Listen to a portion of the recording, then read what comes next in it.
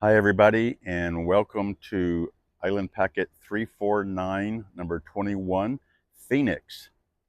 We're doing the final delivery today. We just finished the interior video, and now Scott and I are doing the exterior video. Obviously, you can see on the stern, we've got our swim ladder. That swim ladder pops right out to provide access when getting back on board the boat.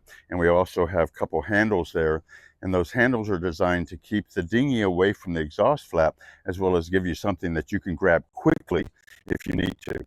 So you can grab the handles, then push the button, the swimmer comes out, and you can gain access back to the boat. You know, if for some reason you fall over or you're, obviously in the water on purpose. Nicely designed swim step. We've got a nice size swim step, gives you plenty of access. Step getting up to the cockpit. And then as you can see, we do double life on stern gates. Peter chose to do the Cato davits. So we have the Cato davits, and we have a 9.5-foot AB dinghy hanging off the Cato davits with a Tohatsu 6-horsepower engine. The 9.5 actually works very well on the 349, and we found that the 10.5 works really nicely on the 439, and then the 9.5 on the 349. All right, so let me get up on the deck.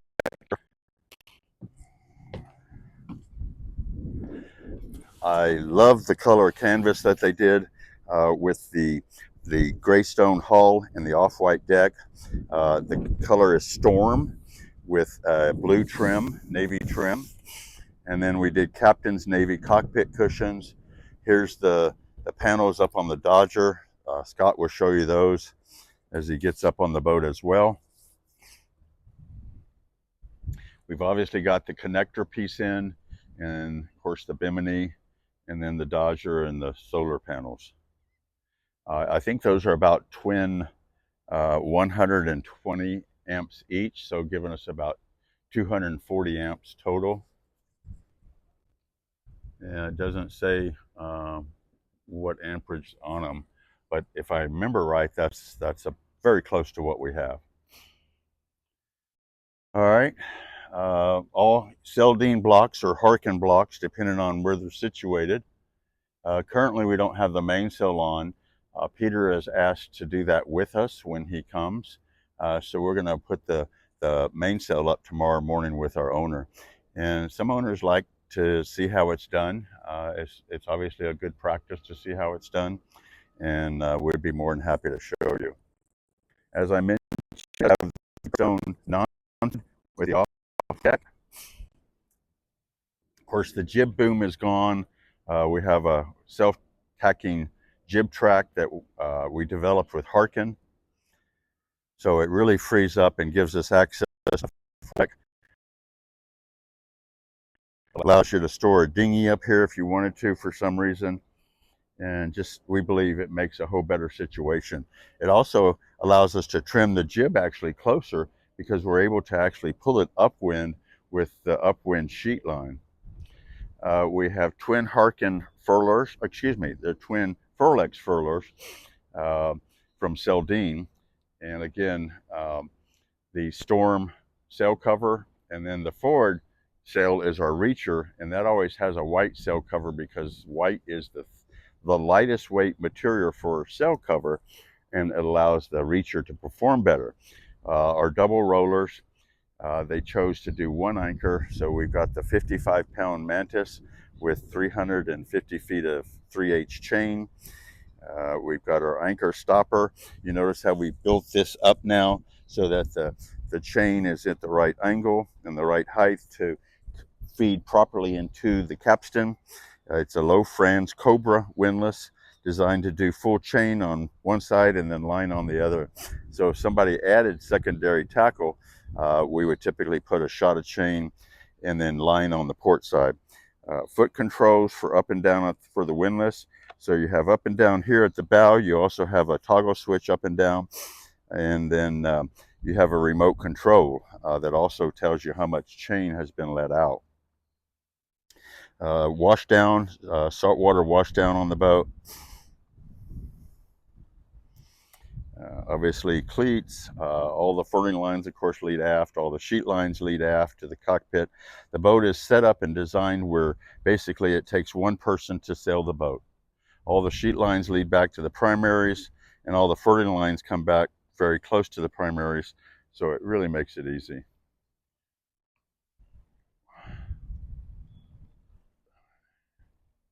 We've got 10 stays holding up the mast, all nice size stays. We've got, over height stanchions. Our stanchions are typically about 6 inches higher than anybody else's. We've got a solid rail around the cockpit area. We've got nice handrails on the Dodger. We've got a 6-to-1 mainsail traveler, so it allows better adjustment and easier adjustment for the mainsail. And of course, the mainsail sheet leads after the primaries too. So your mainsail, your reacher, and your jib sheet lines all run back to the primary winches. All right, we'll head back to the cockpit. So you can see that's the jib. The red is the jib sheet, the green is the main sheet, and the blue and white is the reacher sheet.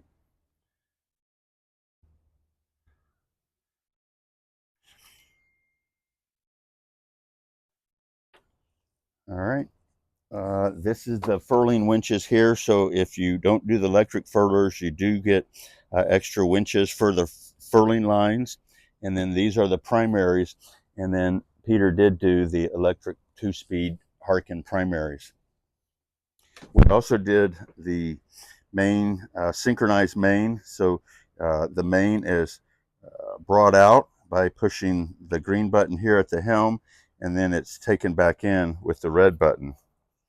So that's a very nice feature, especially if you plan on sailing single-handedly. Autopilot mounted here, bow thruster, and then we have our 12-inch Ray Marine display here.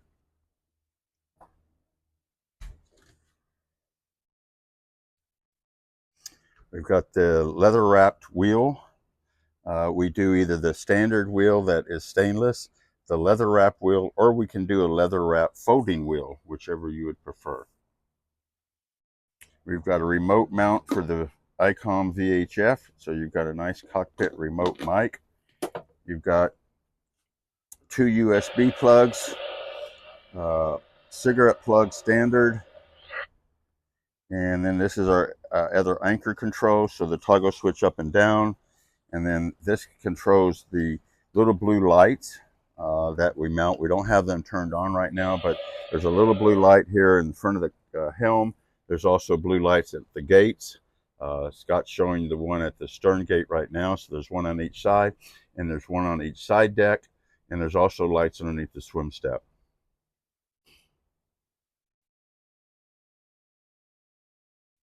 All right, as we mentioned down below, the boat has the teak cockpit table. So with the teak cockpit table, you do get the teak drink holder.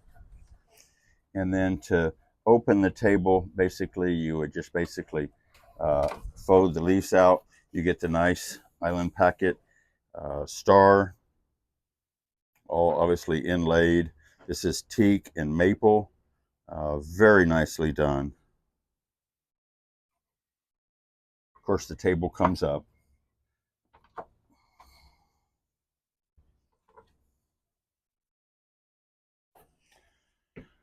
All right, we do have harness attachments, so you can lock yourself or keep yourself in the cockpit if you need to. This locker on this side is very shallow because of the quarter berth. It's a great place for lines, stuff like that. This side is the deep locker, but let me move the cushion here and we'll show you.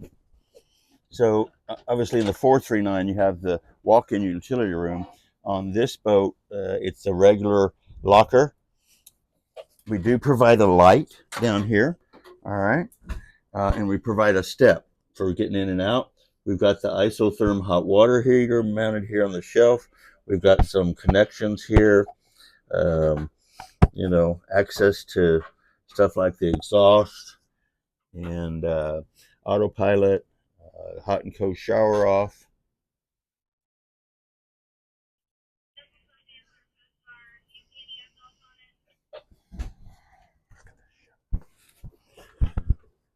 It is held open by a pneumatic piston. And there's the aft part of the locker there, the autopilot linear drive unit, and the white hoses for the hot and cold shower.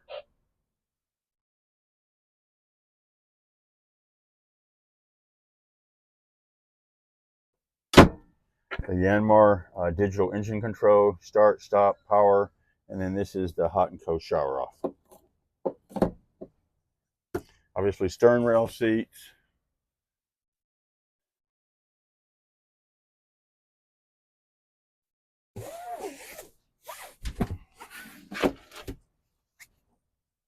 Solid rail. Yeah, as we mentioned earlier, we've got the solid rail around the cockpit. We've got rails on the side of the Dodger, the back of the Dodger, little pockets for phone or whatnot on each side. And of course, we have the covers on the Dodger right now.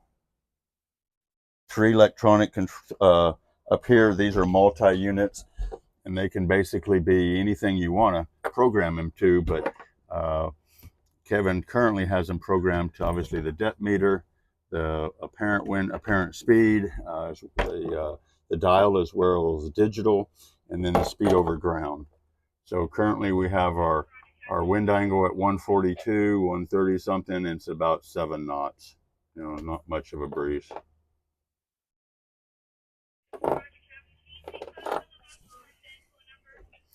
So this is the Seldine winch.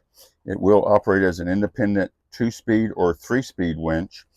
And this is what you would attach the outhaul to for the main before you left the dock. And then once you push the buttons at the helm, it activates this winch, which then pulls the outhaul. It allows the winch inside the mast to free spin. And then when you reverse it and take the mainsail in, it engages the winch in the mast to bring the sail in. And then you basically tail the outhaul to allow that to happen. And you want to tail it to keep a little bit of tension on the main. So it's not flapping and so it rows in properly. All right, I think that finishes up our exterior view of the 34921. One thing I'd like to mention is that all of our exterior fasteners are 316. There's nothing that you could buy that's a better grade of stainless than what we use on our exterior fasteners. But they are not stain proof. They do require maintenance, just like any stainless in saltwater environment. So, you know, our owners that know what they're doing obviously realize that, and the owners that don't, I guess they'll soon realize it. Okay, so just understand that the legacy boats use 304 stainless fasteners. We use 316. There's nothing on this boat that we compromise on. There's nothing that we shortchange. If there's anything that we can do better than we're currently doing, I want to know about it, and we will do it. Okay, as I mentioned earlier, we are really trying to build the very best boat possible here in the United States. As always, God bless, and we hope to see you on the water.